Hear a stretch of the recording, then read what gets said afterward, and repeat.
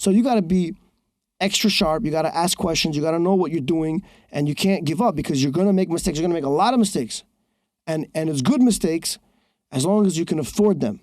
So the best advice is for the guys that are at home and they're just not sure about how to get started or they're not sure what to do with themselves. Be sharp, be stronger than the actual process because you're going to fall a lot of times. If you give up, this is not for you. All right, guys, welcome to another episode of The Report. Today, we are out here in Queens, New York on a Sunday, dropping a podcast. Actually, I was out here just kind of checking out the area. First time in New York since I was a kid. It's beautiful out here. And I got a special guest who is actually local to New York, developing multifamily projects. I got Richie Zav. Welcome to the show, brother. Thank you very much. First of all, thank you for having me on a Sunday. My man's hustling out here. I love it. Yeah, man. I think this is the first time I've ever recorded on a Sunday, but kind of spur of the moment. And it was Terry Harris, actually, that connected us. Terry was on the podcast a little while back. His brother Tobias plays for the Philadelphia 76ers. And I put something on my story on Friday. I was like, hey, anyone in New York want to drop a podcast? Let me know. And he connected us. So thank you. I love Terry. Terry and Tobias are good friends of mine. They're good people, by the way. For everybody that's watching should know that. Dude, I love them, man. How do you know them? Well, Terry and I connected back months ago when he had some questions on the development side. Right away, we hit it off, man. Super genuine, super cool guy. Mm-hmm. He threw some advice my way. I threw some advice his way. And then when he came in, he flew in. I met his pops. We were talking about some investments. Then his brother came in. We spent the whole evening together. And I, just hit it off with him immediately. So we actually grew a professional relationship and a business relationship. We were working on some deals together now, and things are taking off. Dude, I love that, man. So tell me what you do today in the real estate space. I see you're developing a lot of multifamily stuff, different projects out here. Your Instagram's got you doing a lot of really cool content. You got, you're boots on the ground, really. So tell me what you're doing in the space. What I'm doing actually is a specific niche that most people don't do and cannot do. I'm a real estate developer. So I'm not only doing the acquisition side. My job is to facilitate all of the plans, designing it, coordinating it, engineering it, obtaining and receiving the construction loan, and then seeing through physical construction, compliance, and whether it's a rental play, we're renting it, or if it's a condo play, we're selling it. So it's a whole A to Z spectrum. Okay, so you guys are doing multifamily and you're doing condos. Yes, we do multifamily rentals and we do condos, and whenever we can, we do things through the programs.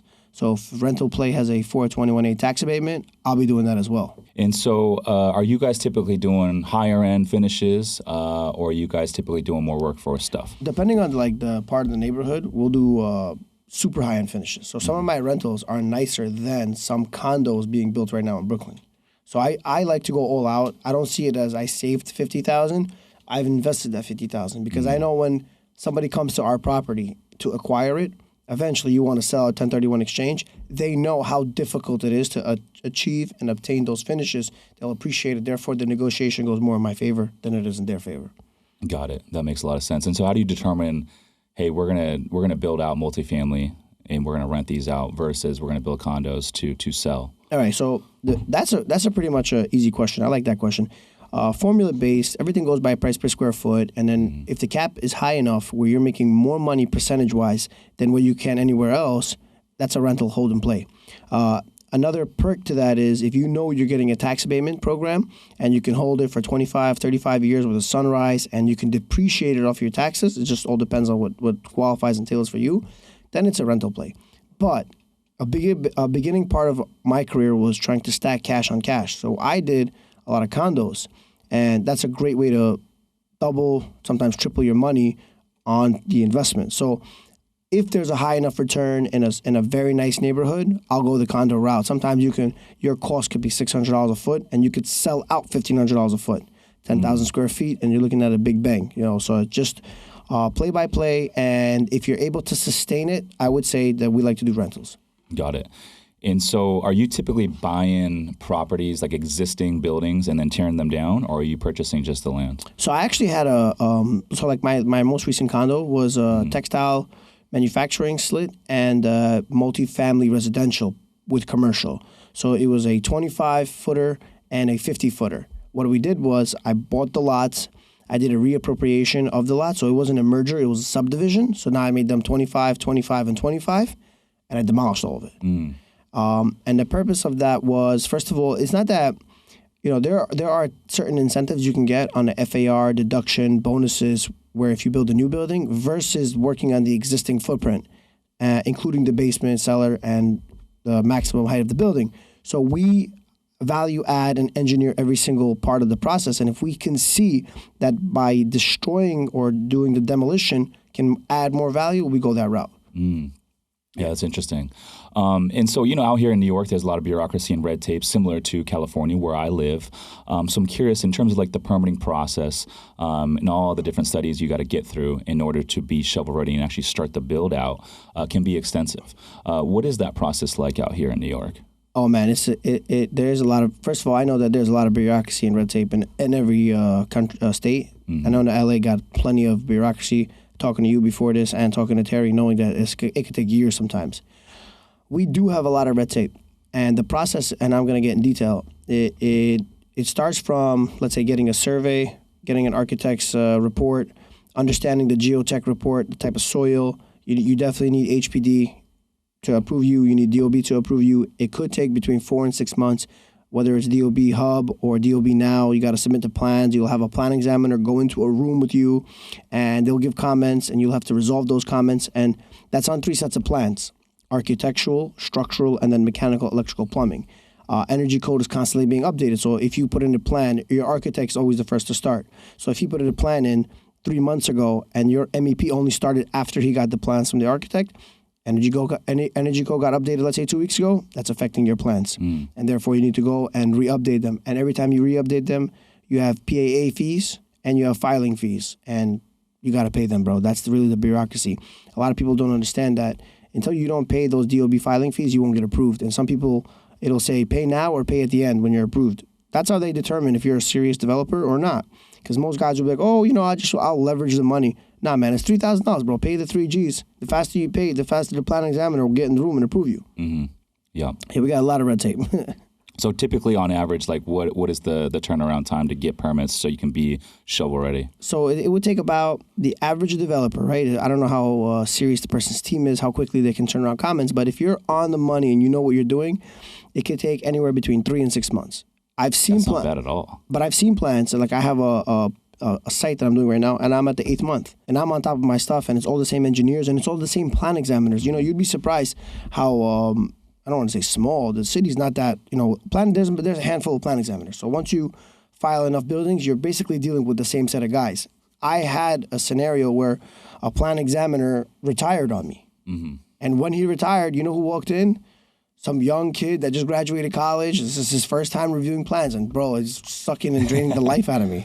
Dude, I can imagine. What's the longest time frame you've ever heard of out here in terms of getting permits? I mean, listen, I know people that try to fight the code and try to be anal with DOB, bro. They're worse than the mafia, bro. They got all the controls.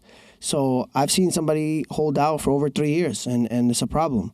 The quickest turnaround time is about 3 months if you know what you're doing. Yeah, that's a lot quicker than I expected. Out in San Diego, LA, some of these areas in California, I've heard of 3+ years. So let me ask something.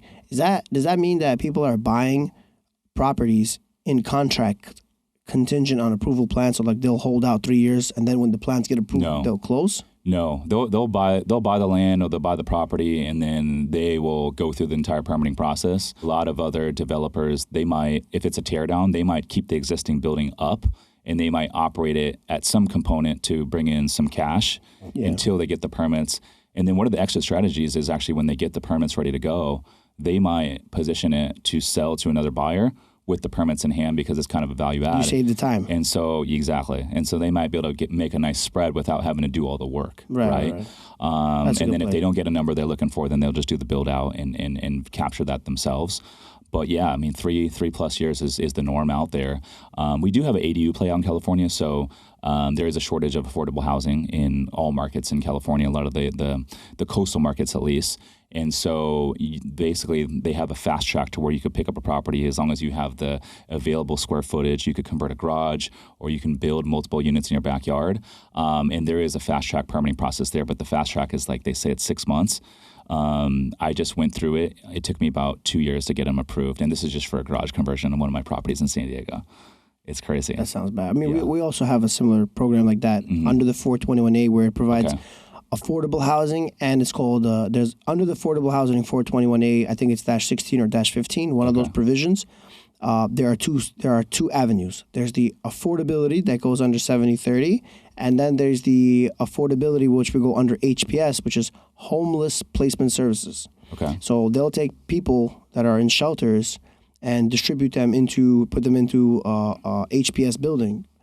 They will pay, the city will direct deposit you the money for the water and the utilities, plus they'll pay you a 20% premium of the actual rent price. Wow. And the developer knows that he's going into this program, so when he's developing it, he's not putting the most high-end finishes. If everybody's building at $250 a foot, he's locking it in at $200 a foot. So, the cap rates are there like 10, 11%, and we have that also. I love that. Yeah. What are the multifamily cap rates out here in New York, generally speaking? I know it's going to vary based on neighborhood and class of building, but generally speaking, what kind of cap rates are you seeing today? You got stuff at 5, which is not trading right now due to the debt interest rates, and then you got stuff that should be at 8 and 9 right now to the market. I'm building them closer to 8 and 9. Wow. Don't forget that I bought these lots in like 2019. So we had the glory of the 2019, 2020 pandemic appreciation run, and now the reverse interest rate and not a lot of inventory on the market. And even though the market is struggling, we're still appreciating, and people are not getting that. And it's only working to our advantage. The cap rates that you're alluding to are very high. You said 5%, they're not trading. But the stuff you're building out to, you're in your pro forma, you're anticipating an 8% exit? Yeah. Wow, and the numbers work at those numbers. Yeah, I mean, every time they raise the rate, it's impacting my net debt service coverage ratio, or also known as cap rate. But I mean, listen, we the good developers and the good real estate owners, the syndicators, the managers, portfolio principals will factor in some sort of worst case scenario. So when I was underwriting these projects, bro, I was going crazy. Like, if the rent would qualify for $3,000 a month, I'd be all right, $2,500 a month, right? And I was like, it maybe and probably did kill a lot of my deals, because when I was presenting it to investors, they were like, "Oh, I'm not gonna it's worst case scenario. I can't have that." Where a lot of other developers were doing best case scenarios, and they're probably in the shits right now. So that's a problem also. Yeah, that was my next question for you. Like, how is this rate environment affecting you with the development and just the product out here in New York in general? All right. Anybody that tells you that the rate environment is not affecting them, they're full of shit. Okay. And I'll tell you specifically why. If you're building into condos, it's not that your price per square foot is affected. And if your floating rate is floating, the bank already has a certain underwriting where they calculated enough interest reserve for you to get out, even in a worst case scenario. If you're projecting 10 months, they'll give you 16 months. If you're projecting 16 months, they'll give you 2 years. So they have a phenomenal buffer. It's not that that's affecting. What's affecting is that there's less buyers in the market. Therefore, your exit will take longer and longer, and your profit will be depleting. If you're supposed to make 30%, you'll now make 25%. If you're making 25%, you make 20. And something else goes wrong, your 20 goes to 15. And now you're in trouble. Nobody wants to invest $10 million to make $1.5 million over the course of 3 years. $500,000, you might as well just put your money in a primary business or go to the bank and FDIC protected. On the rent, you have 5.5% right now in a CD. Yeah, 5.5%. And if you, by the way, if you negotiate with the bank and say, I'll come with depository relationship, blah, blah, blah, they give you 6. I've done it. Yeah, and that's it's sucking money out of the economy right now. Right, and people are telling me, Richie, I want to buy this building, and what do you think about it? I'm like, bro, you don't even have to talk to anybody. You could just go to the bank, get 5.5%, 6%. You don't have to do a single transaction, invest, go buy, Home Depot, this, that. You don't need to do nothing. You put in money, show up in 12 months, collect a fat check. But that same investor that's looking for the 5.5%, 6% in a CD, that's not your investor. That's 100%. Not my investor either. Right. Our investors are the ones that want, high, teen digit or double digit returns with upside and tax benefits, right? So if you're looking for 5.5%, 6% risk free in a CD with no upside, that's not the same appetite of our investors. I was speaking to an investor, and he was telling me, I was like, listen, man, I got to get you in one of my new developments and so and so. Him and I are good friends. And he said to me, Rich, you don't understand my play. He goes, I'm bringing in close to $20 million a year. I need something that's depreciatable. I need to buy something more than what I'm making so that I can depreciate the shit out of it. He goes, I would love to get into new development with you. But as you know, land and upcoming properties are not depreciatable. Existing multifamilies, you can depreciate them on the residential side, I think 27 and a half years here in the state of New York. So, it's a huge tax benefit. And then you could do something called hyper-depreciation over the course of 5 years, which is crazy. But then you'll have if you do it fast enough, you'll have a big tax capital gain. Accelerated depreciation. Yeah, accelerated. Yeah. So anyways, we digress a little bit, but, with this build out and the interest rate environment right now, I mean, obviously you guys are borrowing money and it's more expensive. And then also when you can go get 5.5% in a CD right now, it's harder to raise capital, right? So it's sucking money out of the economy.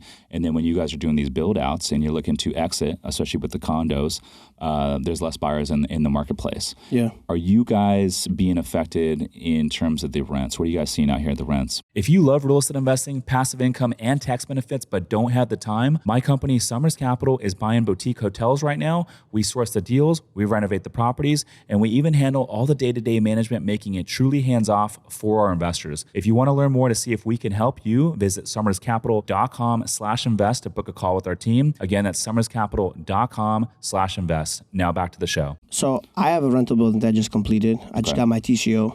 Thank you. It's a big accomplishment for me. And I'll tell you why that's important. Because from the time that you go to a bank and get to an appraisal and they're trying to underwrite the deal, they're raising the rate.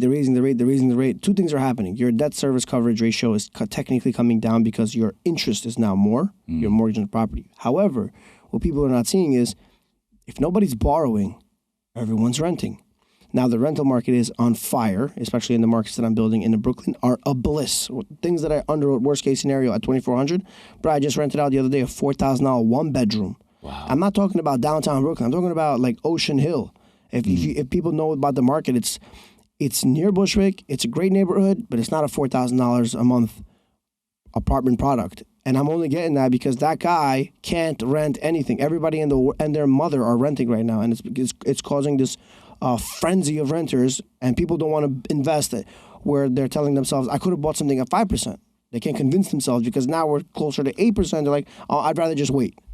That same apartment that you rented for $4,000, one bedroom, what would that sell for if it was a condo? It probably would sell for $650,000. Wow. So it almost makes more sense to purchase. It almost now, does, with yeah. the high rates, obviously the rates are high, but it's not forever. I think the rates are temporary, and you could refi a little bit later. When the rates were, 3, that's $650. You're looking at about a $3,300 mortgage. Probably less. And that's with HOA, PITI. That's with HOA. That's everybody included. That's common charges and real estate taxes and let's say maintenance, like things that you don't foresee. That's included. Yeah. But with new builds, it's like, what's the maintenance really going to be? So that's interesting. So you guys have a lot of competition for rents right now, or renting right now. The pricing for condos, would you say, is softening right now? The pricing for condos in certain areas have stalled while inflation is still rising. That is how the right way that I would like to answer. I don't want to just say that you do see price corrections, but in some buildings, like we have a product in Queens where it wasn't selling so well during COVID, and it's selling now higher price per square foot, which makes no sense except for that there's nothing available and people have to pony up if they want it. That's crazy, man. And so you're doing some build outs right now, right? Is your exit strategy typically to do the full lease up and then refi into perm debt, or are you guys looking to potentially exit before you refi? So New York has a very weird banking system, right? And a lot of banks just now in the higher interest rate environment want leases in place and CO. Now the problem, and they want to see the tax abatement certificate. Before what? Before they can give you the money to refi out of your construction loan. Got it. So now there's 3 problems with what I'm telling you. The TCO and CO are always contingent on sign-offs. And one thing can be holding up another. You can have, for example, all the tenants in place and cash flow, and you can have the 421A tax abatement certificate and not the CO, and the bank won't refi. That's problem number 1. Problem number 2 is you cannot have all the leases signed because it could be in progress, but be ready to close because you have your other 2 requirements, which is not a big problem. And problem number 3, the 421A certificate only comes 4 months after you get your CO. So let's say you rented it, you got cash flow, and you got your CO. You go to a bank and say, okay, I got the 2 requirements. They'll say, we're not ready to close because you don't have your certificate of tax abatement in play, and we're going to have to either give you less money or hold back proceeds from the closing. So we'll give you $5 million.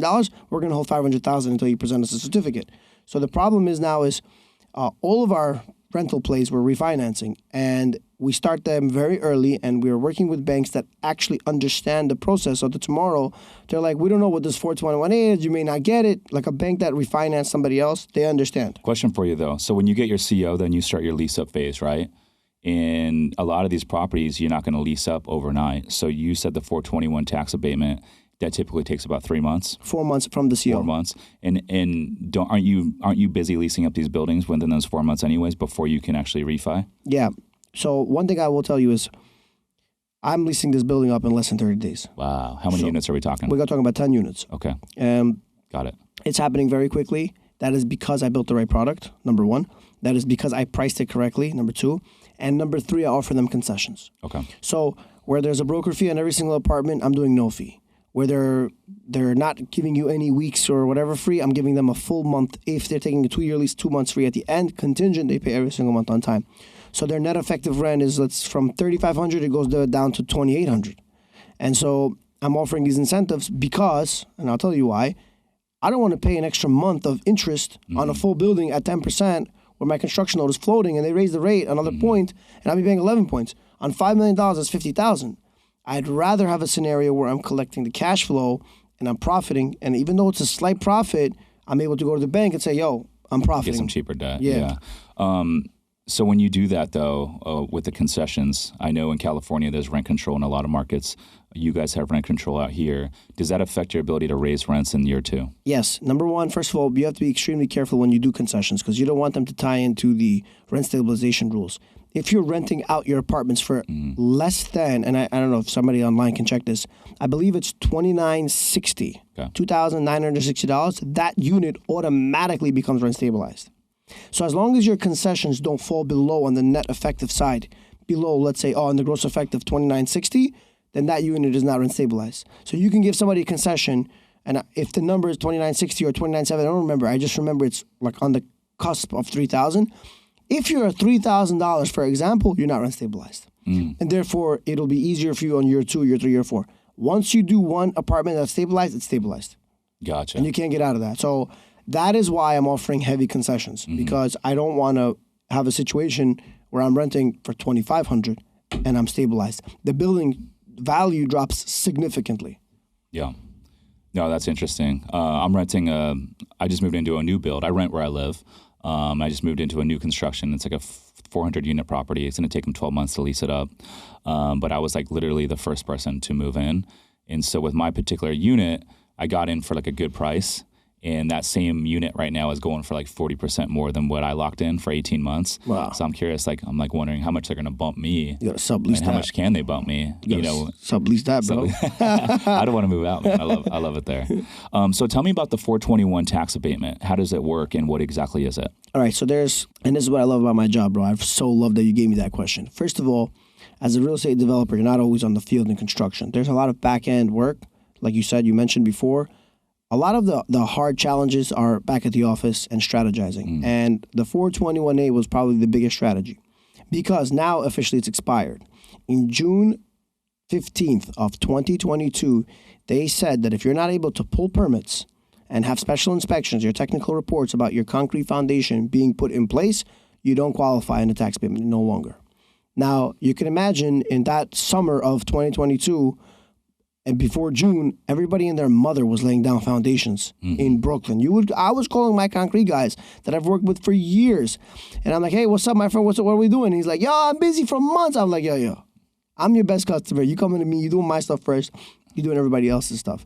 Now that the 421As have expired, which is a huge tax benefit, I'll get into in a minute, all those properties that people, they just poured foundations, they're not developers, they're holding, and those properties have appreciated like 20-30% because those tax abatements are no longer in play. Number one. Number two, to be specific, the 421A rental has 2 programs. One I mentioned is HPS, where Homeless Protective Services or Placement Services. They'll place the homeless individual from a shelter into your apartment that you built out for them. It's about 20% above the market rent. I've seen the stats. And they pay you for utilities. And I'm talking about, I think it's like $200 for rent and for water and heat. So it's a significant amount. You'll make money just on that. And what was it about the homeless?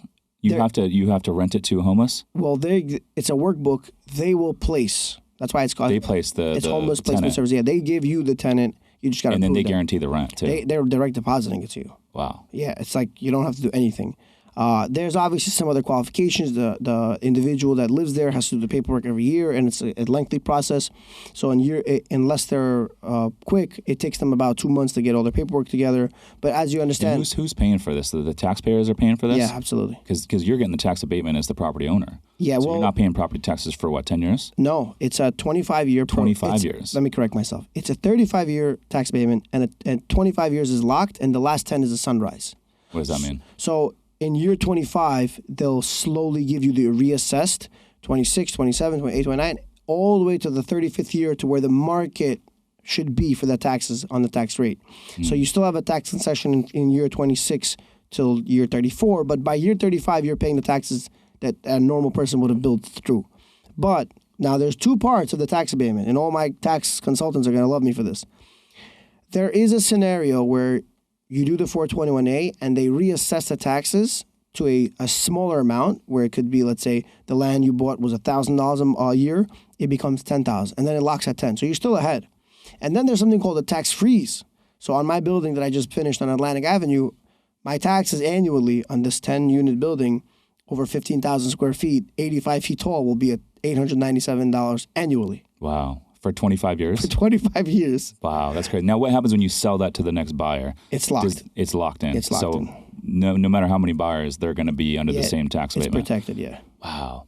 And I can imagine, I mean, that makes your building so much more valuable. 100%. Yeah, I crushed it. But the exchange you make with the city is that you're providing 30% affordability, which they give you ahead of time per borough, per zip code, per AMI requirement. I think it's 130% AMI, average medium income. They provide you a rubric on what your maximum rent can be charged. Now, in certain neighborhoods, your maximum rent that you can charge is more than what you'll actually get. You understand? So you're still protected under that. So, for example, they're saying, Rich, you can charge $3,500 for a one-bedroom. You won't get $3,500 on all your one-bedrooms in all locations of Brooklyn. And if you lock them in at $2,800, you're still considered affordability, but your $2,800 is still better than paying $800 on that unit, rent stabilized, and you're paying $40,000 in taxes. Right. Now, does that number adjust over time? So there is a rent law, I believe 1% or 2% year over year. So you're pretty much stabilized on that apartment. Okay. Those apartments get stabilized. But the reason why I said that there's a rubric is the rent is so high to begin with that if you stabilize it, in 10 years from now, you'll end up where the market is anyways. Mm-hmm. So you're not being charged $800. Now, this may suck for the owner in 35 years. But the developer that built through it, he's going to enjoy the shit out of it for the next 25 years. And the cap rate will go from 8, 9, 12, 14, and it'll just jump exponentially. Yeah. It's cool to see that New York is, putting all these incentives out there to, incentivize developers to build and provide more housing, apartment units to rent, but also homes and condos to purchase. I just saw an article recently. Goldman Sachs put out an article saying that new home builds for next year are like the lowest it's been since the 1990s. Wow. And, we're talking about, rising rents in America, and we got an affordability crisis. And the only way to fix that is to build more, right? Yeah. And if you look at the demand side, the baby boomers are living a lot longer. They're not moving into retirement homes as early as they used to. The millennials are, buying homes and starting families for the first times. And then you get the Gen Z, which is also a very big group. They're moving out of their parents' house for the first time and looking for apartment units to rent. And so on the demand side, it's never been this strong. Yeah. And then we have a massive shortage of housing across America. I read an article, it's like about 5.5 to 6 million housing units short of where we should be to meet the demand. Excellent. And so, when I hear this in New York that you guys are, incentivizing, or the government locally here is incentivizing builders to build, I think that's a good thing. I know out in California, there's a ton of barriers to entry. I just mentioned one of them earlier, like 3.5 years to get permits. Like a lot of people don't want to touch that. Yeah. Especially with the high rate environment, it imposes a lot of risk and a lot of things that could go wrong. This is healthy, man. I love it. I love the market that we're in. It has definitely created more challenges. We got rid of a lot of the non-players. During COVID, everybody was like, I'm a developer. No, I'm a multifamily owner. And it was like, bro, we just want to, like those that are serious, we just want to play the game. This interest rate environment has definitely flushed out all the non-real players. And it's definitely, listen, I know everybody's going to be watching this. Like, how could he say it's a good thing? It's a good thing that there's a shortage. This is good. It's healthy for the economy, for people to invest money into land, for construction to happen. It provides jobs. It provides stability. It provides a foresight, a forecast of how many apartments will be in Q4 of 2025. And we need, let's say, 5 million housings in all across America. If we can get at least 2.5 million of that, that's 50% absorption rate. We're already closer to our goal. Yeah. No, that makes sense. What is the biggest challenge right now for you on the development side? Hey guys, real quick, the only way this show grows, the only way we continue to bring on bigger and better guests is if you guys rate, review, and share the show. So if you could take 2 seconds or the click of the thumb to review on Apple or Spotify, it will mean the world to me. But more importantly, we'll be able to reach more entrepreneurs and more real estate investors and help them build wealth through this podcast. Now back to the show.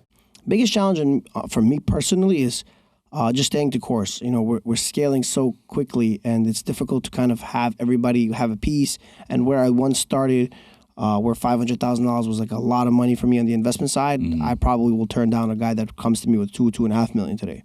And that's become the difficult part because I love what I do. I'm passionate about what I do.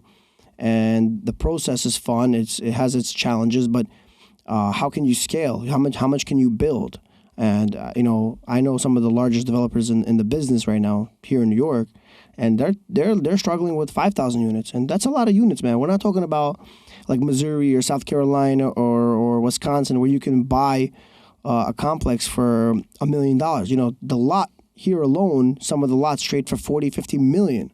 No construction. You're just buying a piece of land. The property taxes on those lots alone are $700,000, $800,000. Some of them $1 to $2 million. And you got to, as a developer, factor in interest rates, factor in taxes, carrying costs, insurance, overhead, planning, soft costs. I mean, these things pile up quick, man. You got 10 sites. You get stuck on just one, and that's it. It's depleting from every other site. And a lot of developers are not able to divide entities. They like to commingle, and that's how they crash, basically, essentially. And so you're saying these developers, some of them will have multiple projects, and they're commingling all the funds under one entity? 100%, bro. Wow, that's crazy. And that's a big red flag. I mean, even from a liability standpoint, it doesn't make sense. Yeah, but that's how, listen, people ask, like, how did this developer make so much money? And then all of a sudden, he's filing bankruptcy. You ever saw those articles? Oh, developers filing bankruptcy, or this lot, they're defaulting on the loan. Like, you're worth $400 million. You're going to default on a $2 million loan? How does that make sense? Now, a lot of that is fake it till you make it, right? You got to be able to differentiate and spot out. So what I love about New York is everything is public record. Just you can go on Acris and see who's signing on the mortgage docs. I'll give you a couple of addresses. You'll see my beautiful, sexy signature, Richie Zav. You'll see that's my signature, man. People that went to school will know. And the loans and closing on the land. And that's how you know if you can authenticate an individual versus somebody that's like telling you, yeah, I got $100 million on property, and they don't know a thing or two about the process, or they don't know two things about the actual development game. This is a big problem, and my hardest part about the real estate development challenge for me personally is just dealing with the scalability. We got a lot of people coming in. I'm sure you're feeling it on your end. Social media has blown up. People are not really touching real estate or pretending like they are, and now the investors still want a piece. How many people are you calling? 4? It was 4 or 5. Now it's 10 or 15. And just how much could you grab? You know? Yeah. So regarding the investor capital, you mentioned you got investors writing large checks, but when you started, maybe not the case. Where are you sourcing most of your investor capital? I mean, listen, the last couple of years have been great for me. I have, people that follow me, they know I have a tremendous relationship with a lot of the sports players. And once you do one deal with one, the other one hears about it. Like, listen, man, my money manager only made me 3%. You invested in a condo complex and you basically bring it on $10 million, you bring it back 2 or 3, it's 20 to 30% over 3 years, 10% a year is a more realistic investment. Besides athletes, celebrities, we have a few rappers that we're working with. We also have a tremendous amount of doctors, lawyers, accountants, and business owners. And that's always been the sweet spot. Those guys sometimes have 500,000, million, 2 million, 5 million. A lot of them are family offices, right? These guys are... You work with a lot of family offices? We have about 3 clients, and some of them have been manufacturing steel for, say, 20 years. And this is not they made $500,000 last year. This is an accumulation of 20 years. They were able to put $4 or $5 million away every single year. They're sitting on 50, 60 million, and they're making a contribution of $10 million, and they're buying a percentage of the lot or percentage of the property. And whatever the project makes, they're making X percent. And what I'm offering, in some instances, is I don't bring them in on a construction loan. So 9 out of 10 times I'm borrowing more money than they're actually investing. If they're investing 10 million and I'm borrowing out 25, who has the real liability? So say that again at the end. You said with these offices, they're coming in on the debt side as well as the equity? 100%. Yeah. Some of them want more. Some of them. So they'll come to my office and be like, all right, man, the project's like 50 million. Total cap stack. What's my buy-in, right? And if you do the simple math of 20, 25 or 50% at 25 million, whatever evaluation, you're like, it's not enough for me. How can I get more? Well, as a developer, you need to understand that there's a certain amount of risk you need to diversify. So not always do I want to have 100% of the risk, number one. Number two, if they're coming in on the construction loan side, we're all PGing it. It also diversifies on the debt sheet. So if they invested cash on cash out of the 50 million, 25 million they invested in cash and 12.5 million on the construction loan side. All for example, 60% or 70% because they wanted a little bit more. Now, I'm finally at a point in my career where I won't sell that much equity. The maximum I'll give off is 49%. Now, with that kind of equity with like an office, and I've yet to work with an office. I've had a lot of conversations with offices, but I have yet to do it. Do they typically want a lot of control with voting rights in terms of like when to sell, when to refi, and that sort of thing? Yo, you got to be super careful when you're reading these things, man. They got, you really have to have a money man with you that understands accounting and advice. I always tell everybody, you need a good accountant and a good lawyer. They have advisory shares. Forget about actual shares, common shares. They're talking about advisory shares. And if you're not reading the fine print, you can own majority of the company and they can still control what's going on. So, yeah, family offices want to control. There's a reason why these families are up on 50, 60, $100 million, billion, $2 billion, right, in certain places. And there's a reason why they're 9 out of 10 times right. And yeah, they do want control. But in my game, I'm not giving it to them. And I tell them, if you want, go try it.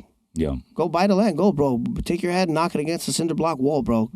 Feel free. And by the way, I've had people reach out to me, big players.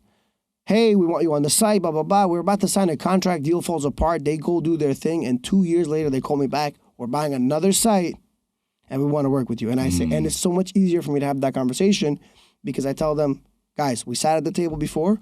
You did it on your own. It didn't work out. You came right back here. Yeah. And not that I'm happy that they didn't succeed. I'm happy that they identified that what we do, it's an actual art. What we have in our mind, the view, the vision, and the coordination of all the people, that is an art.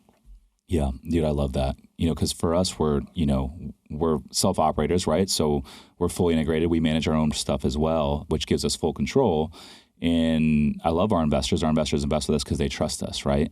And so I've been hesitant, and I won't work with a group that's going to come in and want control over, voting rights and decision making and that sort of thing. So I don't know. I think the takeaway is not all money is good money, right? Yeah, 100%. You want to I love what you just said, man.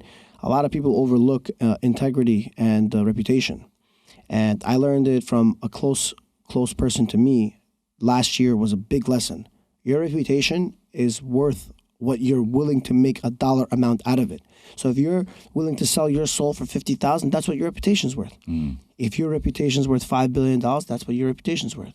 So if somebody tries to buy you off or sell you out or try to stray you in a way or have control over a deal and it's just a couple of dollars, that's what you're worth.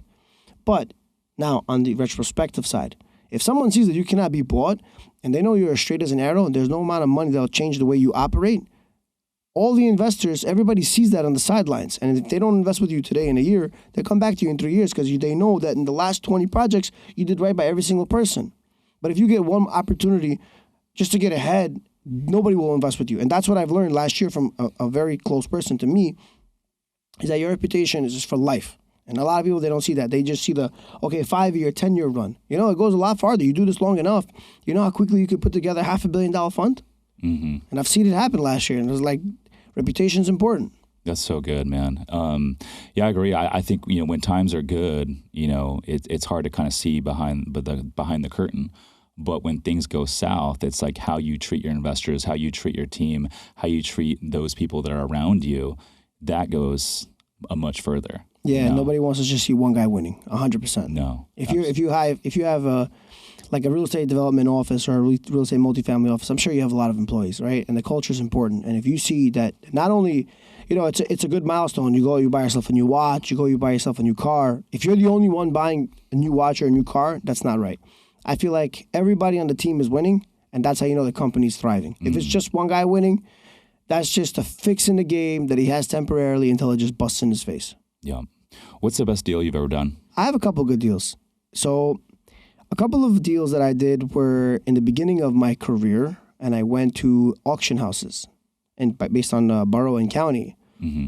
And this is when I was the most naive, right? Because everybody's like, oh, Richie, are you capable of running a real estate fund? And I'm like, listen, I've never had any experience, but I'm going to underwrite it, and I'll be safe and cautious, and I have my estimates. And so I went to a couple of places, and I bought some houses in Long Island, and I doubled my money there. And I'm talking about, like, if you invested $1 million, some of these properties have made $1 million on top of the $1 million. And it was a short 3 years. And we bought a bunch of shit there, man. And we did really good. Those were easy deals. And then I have some real estate development deals that I did in Brooklyn where I was able to leverage out cash plus debt. And we made 50% on our money due to COVID. Interest rates were like 3 or 4%. And we were signing contracts, bro, hot. And Brooklyn was booming. You know, Williamsburg became too expensive. A lot of the buyers went east of Williamsburg, into Bushwick, into Ocean Hill, and all these buyers that were used to paying $1,500, they saw $850 price per square foot. They're like, yo, it's half off. Same finish is half off. Okay, I'll sit on the train 10 more minutes. Apartment's supposed to cost $1 million. They're paying $750,000, for example, or $500,000. They're like, okay, I'll pay $500K less. By the way, those guys that bought, they also made money now, because those same apartments that are worth $500K are now worth closer to $650 or $700 in the short 2 years. So they made money, and that's a lot of people don't get it. In the real estate business, people make money catching the appreciation, not just buying it and flipping it. You make a short run, 5-7% gain. You don't buy a stock to make 5% or 7%. You buy a stock, or you buy real estate, or you buy an asset, whatever asset class it is. You want to make that 25 or 30% run. Mm-hmm. Yeah, I mean, I think there's two buckets, right? You're forcing your appreciation, which is great. It gives you like the cushion and margin for error. But you also have the organic appreciation. Right now, we're not seeing organic appreciation. So, you know, for us to buy a deal right now, we need to be able to force a lot of appreciation. Otherwise, I'm not going to do a deal. And that's exactly what you're doing with the development stuff. So give me an example. You mentioned you guys are doing a lot of, like, what's your average deal size? So right now I'm picking up lots between $5 and $10 million. And on those lots, depending on price per square foot, what we need to borrow, on the $10 million lot, the deal underwrites $10 million on the loan side. So we're looking at $5 million on the debt, $5 million on the raise, $10 million. $10 million on the debt, $10 million on the raise. So that's 20. So we're looking, we're over $80 million in active construction, cumulative to actual soft cost, land cost, and construction loan. So we're rolling right now. Mm-hmm. Okay, so you buy a lot for 5 to 10, and then how much is the build out typically going to cost you? Depends on condo finish, but you can get it closer to $250 to $300 price per square foot. Yeah. That's all in. That's all in. And that's with nice finishes. That's like the sexy shit. And then I have customers calling me like, $300 a foot. Here's what's happening. The developer that's charging you $400 a foot is charging you that extra money for his beautiful fucking vacation, bro. It's funny you mentioned that, because we were actually on the ride over here, and someone in I'm in this exotic car club, and someone reached out. Fast Lane Drive. Oh, okay, I'm also. Are you? Which one are you in? I'm in. It's called Exotic Car Club and Wholesale Car Club. So okay, what do you drive? I got a couple cars. I'd rather not share. You know, we do well. Yeah. So anyway, someone reached out, and they're like, "Hey, I'm doing this like ADU build out or whatever. Do you mind taking a look at these proposals? And which option would you go with?" And option one was like build out a 1 unit, basically a 2-bedroom, 2-bath, 800 square feet, or build out 2 1-bedroom, 1-bath units, 400 square feet each. And then I was looking at the costs, and then I was doing the math, and the cost was like $400 to $425 a foot. Wow. And so I said, hey, go with option 2, because you'll have 2 units. You'll create more equity. You'll also have higher overall rents. But I said, go get some more proposals, because that's pretty steep. Yeah. So a lot of people don't. This is how you can get your feet in the game. Mm-hmm. And this is my advice to everybody that's like at home watching, and like, how can I get into real estate or development or construction or multifamily? You know, the cost of the concrete and the cost of the rebar is primarily the same in every single borough or state. I don't think it's actually higher in one place or the other.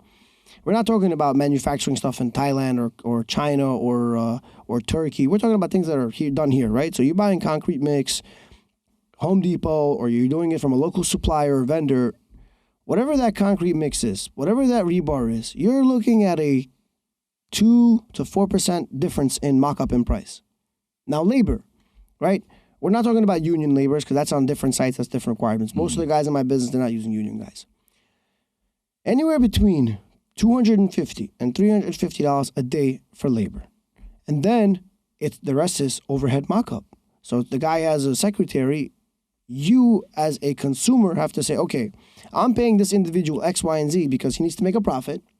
He has insurance and overhead. Now, if you're evaluating his secretary and insurance policy and his profit to be, for example, X amount of dollars and it tails out $400 a foot, then pay $400 a foot. But I cannot justify that if I know the cost truly, genuinely is $220 a foot sharp, $220 is sharp, their cost.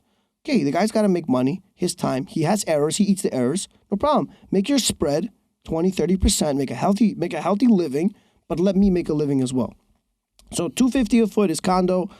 $275 is like super high-end condo. You want to go into Manhattan, you could even do it below $315 a foot. And this is, hold up, don't quote me on that. Depends if you're going to Fifth Avenue and you're going to put these appliances that are wall hung and all this crazy stuff, you can go to $500 a foot.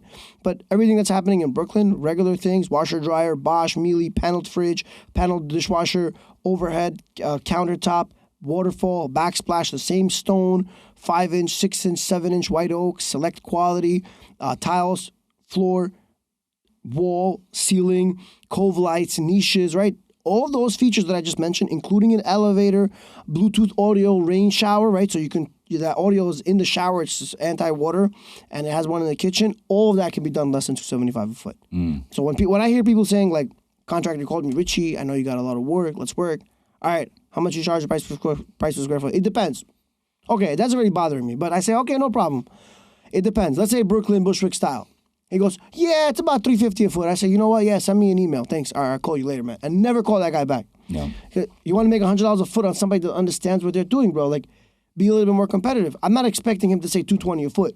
By the way, I get that. Richie, $220 a foot, I do everything for you. I also don't want that. At $250 a foot, we're having a conversation. My contract will have everything detailed. Allowance for tiles, allowance for wood floors, allowance for appliances. These are all appliances. So tomorrow, these are all allowances. So tomorrow, if I decide that I want to go from a $3 tile to a $4 tile, when the budget goes up, price per square foot, I did that. Yeah. I know we allocated a $3 tile. And you guys always have contingency baked in, right? Yeah, but I tell every single contractor, that's not your contingency, that's my contingency. Yeah. And they see the 10%, and whenever there's a change order, they always try to go, but you have contingency. Bro, that's not your problem. Don't count that's on you. Yeah, that's on you, bro. If we sign a contract for $5 million and you're coming to me with 5.1 and the $100,000 is a change order that I didn't anticipate and you didn't anticipate, now you're coming to me and saying, Rich, you got contingency. How do you know if I didn't have any cost overruns on the soft cost? How do you know I'm not going to have cost overruns like right now on the interest?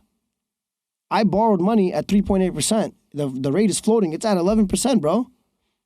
Yeah. Every single month on that $5 million, I'm paying 50 G's. When I penciled in 20,000 on 10 months, you're looking at $2 million, bro. $200,000. The $200K is now 5.1 change order to 5.3 change order. Now you're completely depleting your profit, and you got to be very careful about the contractors that are telling you if it's $250 a foot, $350 a foot. There's an explanation to everything. Yeah. And so typically, these build outs, what are you typically spending in terms of all-in cost basis on a price per unit? So ballpark. On a price per unit, can I answer that question on price per square foot? You can, but the reason I ask is because I'm curious, like on average, like what are these properties selling for on a price per unit basis? Okay, so price per unit, these properties, I'm going to classify them so that people can fact check us. Mm-hmm. In certain areas of Bushwick, you don't want to go under the $500,000 mark on a free market. On a rent stabilization, it could be closer to $350,000, and on a higher end, you can get at $750,000 price per unit. So, for example, a one-bedroom can run you $700K in Bushwick, and a two-bedroom can run you $1 million in Bushwick. Now, is that same factor applying for you in Park Slope? Is that same factor Columbia Red Hook Waterfront? Is that Sunset Park? Is that in Flatbush? There's so many areas of Brooklyn, but we're averaging on the sales side steadily about $1,000 a foot on the condo side. You're not going to build a condo in Canarsie. Now, what about that 10-unit multifamily deal that if you go to sell it, typically on a price per unit, How much are we talking? You could probably get about $650,000 to $700,000 per unit. Okay. I built it out 6 2-bedrooms and 4 1-bedrooms. So the units are probably worth closer to $725,000 on the 2 side, and then the 1-bedrooms are closer to the $615,000, $620,000. That's a fair analyzation. That's not my numbers. It's probably come back from the bank. And on average, what are the 1-bedrooms running for, and what are the 2-bedroom apartments running for? The 1-bedrooms on average are renting for $3,000 gross effective, and I'm giving concessions to get about $2,750. Yeah. The 2-bedrooms, I'm getting approximately $3,500, and it goes as high as $4,250, depending on the floor. Wow. So I got skyline views downtown Manhattan, bro. It's you literally looking, and it's south facing. Yeah. You got unobstructed view. The building is 75 feet tall. The elevator goes from the basement to the roof. That's crazy, man. Yeah, $18,000 a stop, bro. Yeah. If there's a listener out there that is looking to get into developing in what you do, what's one piece of advice you would give them? There are many variables of development. And the best advice I would give somebody is be tougher than the construction and development process that's approaching you, because you will want to give up.